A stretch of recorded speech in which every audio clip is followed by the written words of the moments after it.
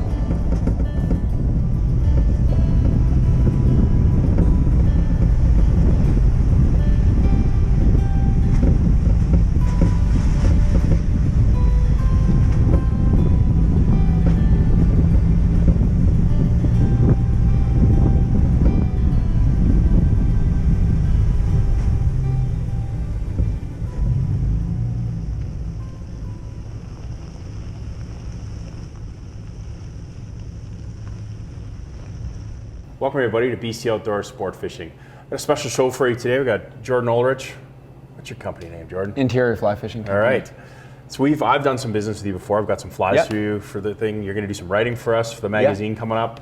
And the natural progression was let's get you out on the water and show you what we. You can show me some things here, right? So I'll let you kind of talk about where we are because we were just talking off camera. You've had about 10, 15 days up on the ranch already this year, so you kind of know. But we'll let you kind of fill in where we are and what we're going to do. Yeah. So we're at Stoney Lake. It's early October. Yeah. It's December weather.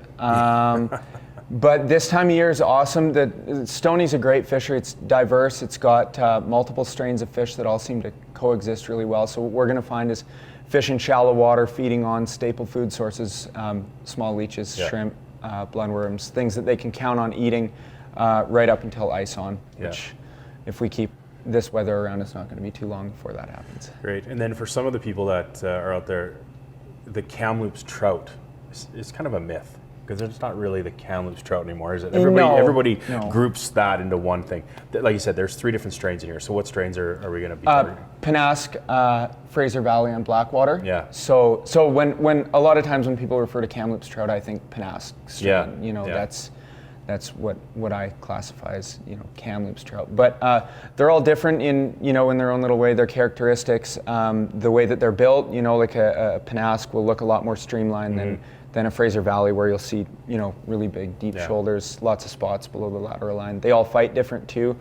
But yeah, it's the fish that we've got in here are spectacular, and we'll get them hopefully up to 8 pounds or so. Nice. Well, now that you've jinxed us, we're going to get one over. Sure. Yeah, that's fine too. So I think the game plan for today is it looks like it just stopped snowing again. So we should. Wow, it's a fine misting snow.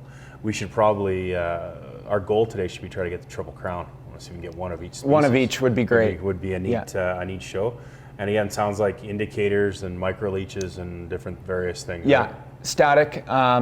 A lot of times when depending how cold that water gets, a static presentation. Yeah. Shrimp, leeches in tight to the weeds in shallow water is.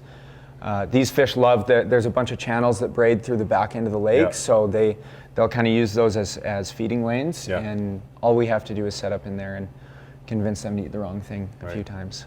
All right. Well, I don't know, I'm leery. I'm a little bit hesitant and leery to go out there right now just because of snow on them. But we just got to suck it up. I think you're right. It's going to be about layering up. I normally fly fishing is in shorts for me. So me wearing pants today and a sweatshirt is going to be a big step. But I'm going to be wearing a onesie. Yeah, so. Perfect. Is it a unicorn onesie? Yeah. Excellent. All right, let's head down to the G3 and let's go get some fish then. Sounds good.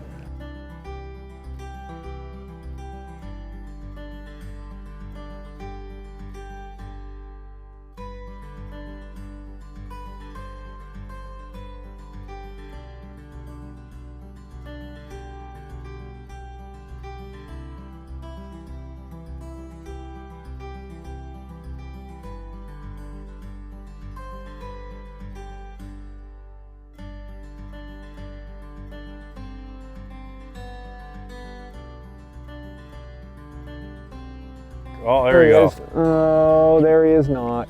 Was that a weed? I don't. Let's get on camera. Let's talk about that. Let's talk about that experience you just had there. How does it feel to blow $50,000 of filming budget in one missed fish? How does it feel to ruin an episode of BC Outdoors? That's right. Well, you know, I felt the line tighten up, and I knew it would make really great footage if I set the hook, so I just kind of let it, let it feel the hook, and let it eject it, and then pretend like I was really aiming to connect with the fish. Is that something you recommend when you're doing your guiding as well? Yeah, don't clients? Set, ever. That bobber goes down, leave it. If it's meant to be, it'll stay on. Drop your anchor. Oh, we'll be right back.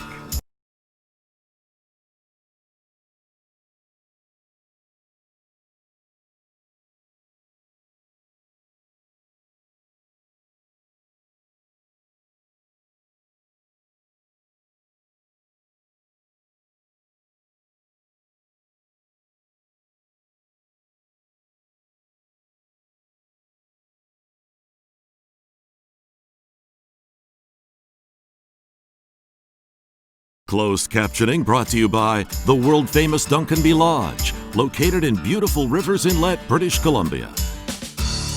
Nice. Do you need me to clear my line, Grasshopper? I think you're okay right now. He's right here on the surface. Nice. Jordan, what did you get that guy on?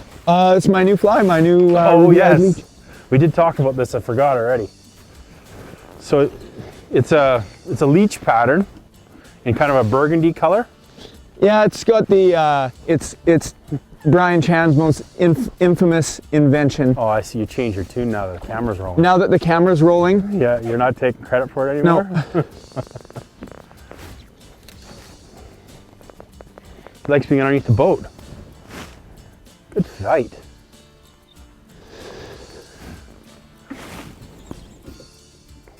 Awesome. And you got that just on the strip, right? Yeah, just a hand twist. It's a very welcoming feeling on a, what is this, December 25th? No, it's not Christmas. It's October 2nd. It felt like Christmas when my line came tight. Yeah, there's pelicans on the lake still, so they don't even know it's cold.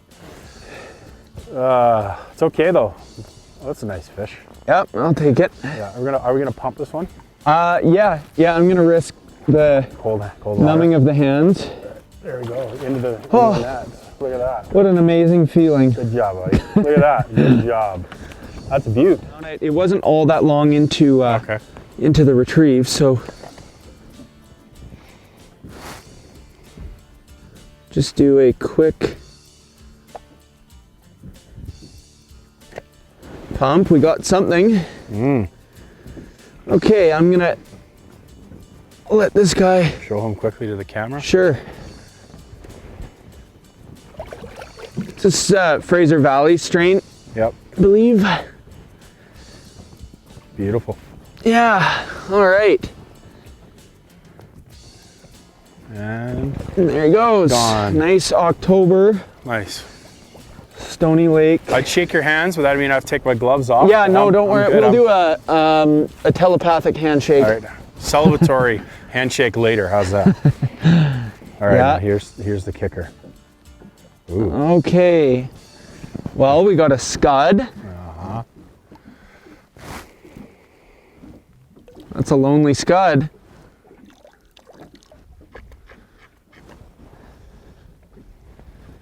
That's not good. We got one. So this is typical when you have no bug emergence whatsoever. That fish is likely just opportunistically feeding. Looking, hoping. So one little scud. Yeah, one pretty decent size Gammarus shrimp, maybe a number 10. Uh-huh. Don't roll the camera. Yeah. Bow to the king. Are you looking at this weather right now? This is ridiculous. Oh, I've been focused on this way. Me too. It's quite nice over here. I just turned around. I guess we could poke around the corner at some point if we want. In that, like around that. I can't even see where you're pointing. Follow this shoreline. Drop your anchor. We'll be right back.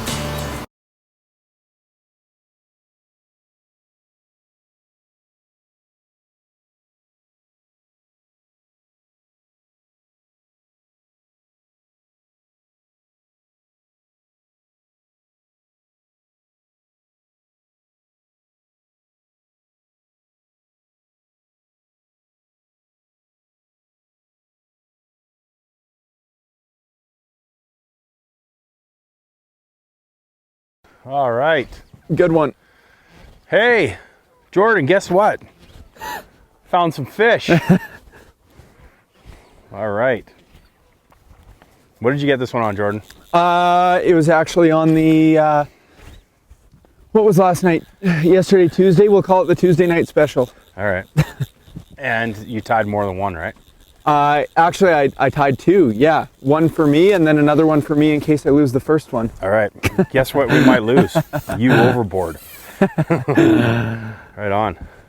Actually, we've got three. Oh, perfect. So early morning. Very. And so as you can see, the weather's changed a little bit for us for the better. We don't have snow today. The sun's out. It's amazing. And the temperature, I don't have to wear 5 layers today. No, I do. I still am. You got it, yeah. You're not as insulated, so it's okay. That's a good fish. Yeah, not bad. And again, we started out this morning in this area because this is one of your honey holes, but we also saw a few fish moving here too, right? Yeah, so, lots. And that's the key that I think some people don't understand is getting out on the water first thing. You need to see some jumpers to show that fish are around it and they're happy and they're moving and doing things, right? Especially this time of year, like fall gets, if you can find happy moving fish, then even if it means pulling your anchors in below freezing and moving, it's definitely advantageous to move around to find fish that want to eat, like this one. That's a good fish. To defrost the net here. Oh, that's a good fish. Got some color to him, but gorgeous though. A very welcome fish this morning. After yesterday was obviously a little bit tricky. I'm already started fishing again, by the way. You just keep talking to the camera. Okay, there she is.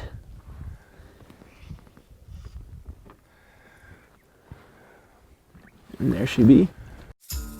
Learning with the Pros, brought to you by your Toyota BC dealers.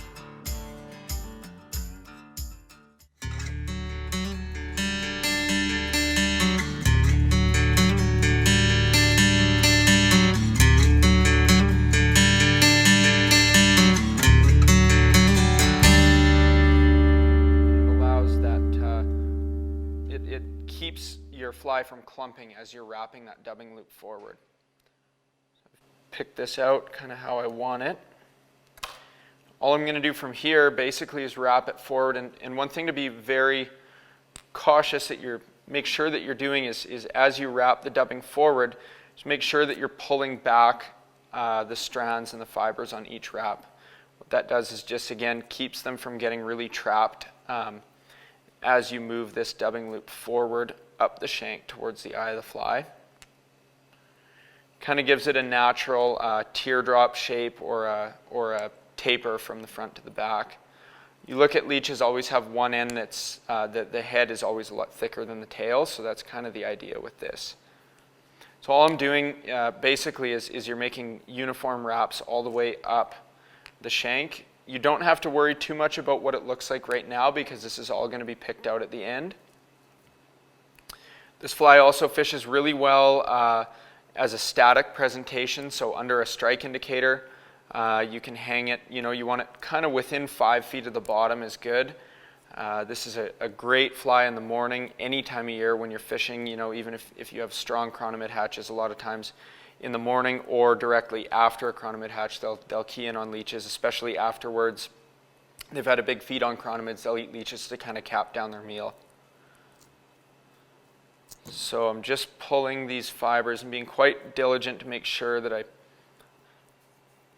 and what this does is I'm just making sure that I get kind of that profile that I'm looking for. So if you find the fly is a little bit longer than you want, you never want to take your scissors and cut anything off the back of the fly. Nothing in nature is perfectly uniform like this. So all you're going to do if you want to shorten it up a bit is just kind of grab these strands at the back and just start to pinch with your thumbnail and your forefinger and just kind of pull and pick those fibers out a little bit. That's essentially it. So this fly works great early spring, through the summer, into the fall, right up until freeze up. And fish love to eat leeches. They'll eat them all year long. It's a staple food source for them. It's very easy for them to cruise around and look for these things that are ever present in the water. So they don't have to worry too much. Leeches are always going to be there. They make a great meal. They provide a pretty solid amount of nutrition in a small bite like this. So again, you can fish this on anything from a fast, full sinking type 6 or type 7 line, right up to type 3 or an intermediate sinking line, or on a floating line with a longer leader and hand twist retrieve, or you can fish it under a strike indicator. If you've got a nice chop on the water, you don't have to move it a whole lot because that chop is going to be moving your leech up and down. It's going to let it undulate a little bit. But if it's totally dead flat, just a small, like a hand twist retrieve or twitch the fly every 10-15 seconds. For more tips like these, check us out online or visit next week's episode. Please follow us on Facebook and Instagram for upcoming television and podcast schedules.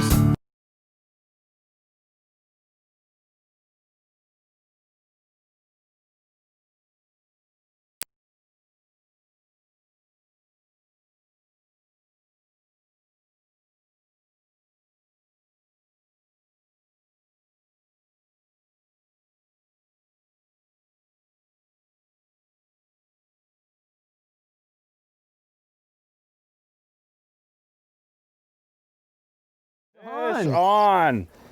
Holy 3 days. 3 days, Jordan. Staring at indicators. This guy's a whopper too. Woo! What'd you get him on? Oh! He is good. I got him on the vampire leech under an indicator. Everything that we decided not to do. But I'm gonna need you to help me net this guy. Yeah, I can do that. All right. That was a good fish. I thought it was a little guy because he wasn't doing much. That's what we want. Oh yeah. Beauty. You know what? I'm actually quite happy and relieved now because I only needed to catch one fish in 3 days and the pressure's way off me right now. And now, here's a look at today's tackle and gear.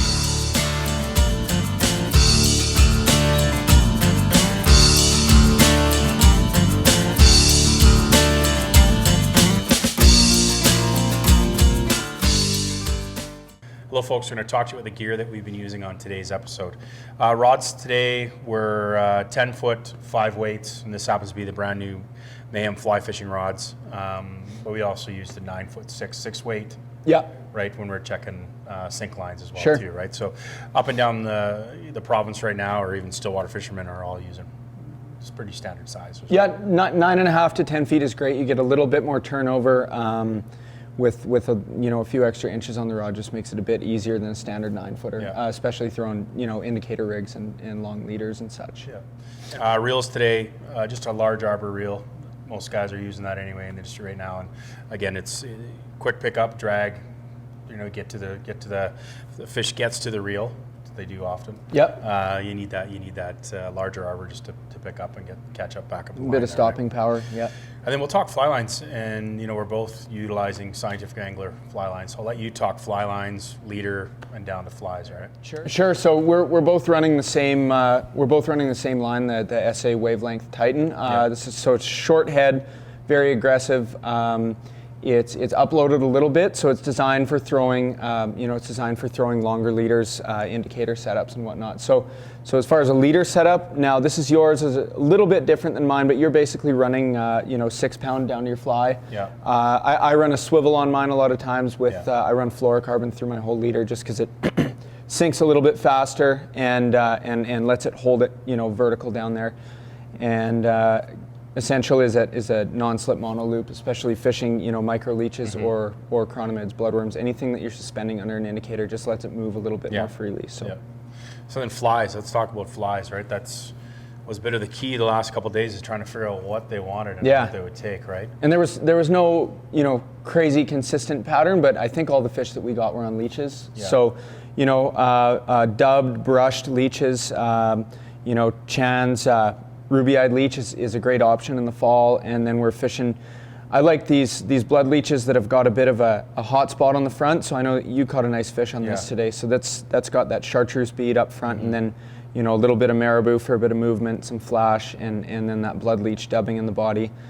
This was one that I tied last night that we got. I think the first fish of the day came on this, and it's really simple, just a brushed dub leech. It's got that hot spot right up front, but nothing too technical, just something that one of these staple food sources that they can key in the fall. So and then I guess too, you can talk about the boat. We had a chance to fish out of the G3. It was your first time on my G3. You got a G3 as well. And again, big boat, lots of room for us to fish. We weren't bumping into each other out there and doing our thing. Not at all. And then Lowrance sounders. Again, the key today was just finding some depth and looking for places to anchor and finding that little the drop offs where to cast towards, right, and cast off of too, right. So, and again, I don't know if you do this, if you've seen it too, but the BC Outdoors Tundra. I mean that thing, it gets us everywhere, and we went basically from Mission to 100 Mile, pick the boat up and back down in snow. We're going to head out on the Coquihalla in snow too, but it gets us everywhere I need to go and pulls the boat and does its trick, right? I might drive out with it actually before you get a chance. I have to hide my keys in this too. Anyway, folks, we're going to follow up a quick list for you, and then we'll see it on the water.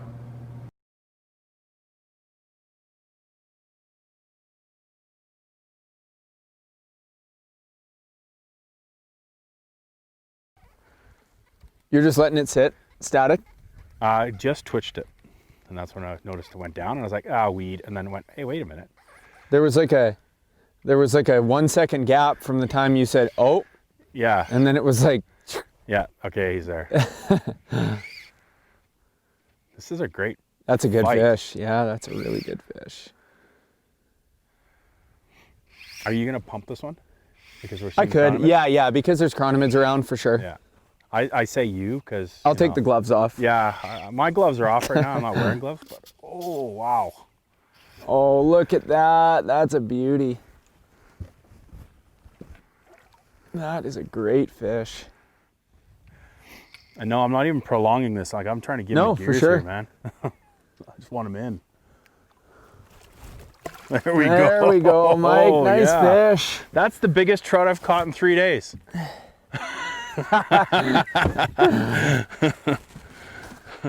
Okay, well. Oh. Damsels. Oh, you just dropped something. It's a Hyalella shrimp. Oh, okay. We don't want those. No, I don't even want to know that they're on Hyalellas. Interesting. So we got a chartreuse damselfly nymph and some. Oh, nice. He's gorgeous. Excellent. Ready, Kirk? Yep.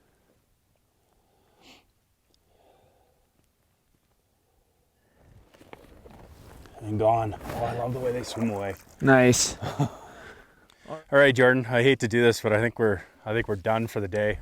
Time to go.